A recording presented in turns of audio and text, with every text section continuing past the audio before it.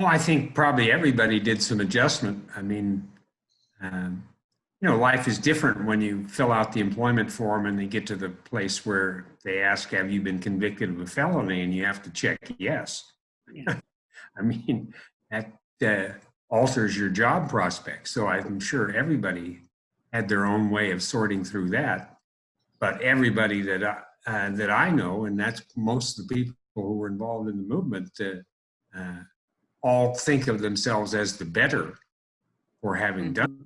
I mean, and certainly, my prospects uh, changed. I mean, I was at Stanford University. I was an honor student. I was student body president. I was on the ticket. I could on the ladder to success, and then I went off to the penitentiary. And when I got out of the penitentiary, I was divorced with a joint custody arrangement for my child. I hadn't graduated from college. I was still 15 incomplete units short of my Stanford degree. And I had to find some way to make money.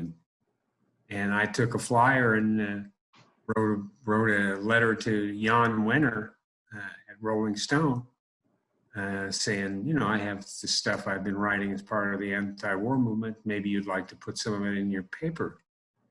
He wrote back saying, no, he didn't want any of that, but would I like a tryout? And I said, sure.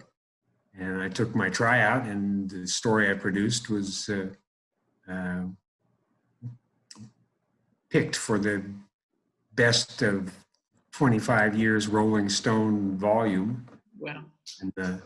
And I won my spurs, and I got a contributing editor's contract, and I went off.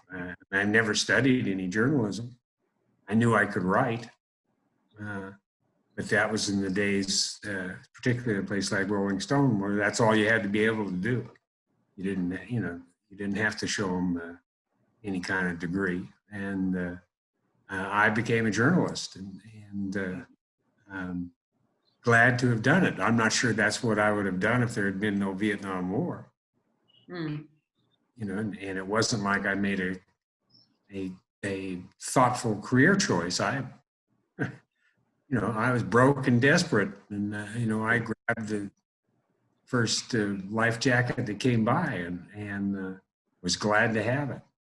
So, and I'm sure everybody had some version of that experience. Everybody was doing a double take in their lives because the original plan had disappeared somewhere back there during the war. And, particularly for those of us who were in the penitentiary, it was hard to even remember what you had expected yourself to be before all of that experience. But whatever it was, you cannot underestimate the enormous human satisfaction there is from having been right and acted on it. That's an extraordinary gift. That's worth 10 or 12 jobs.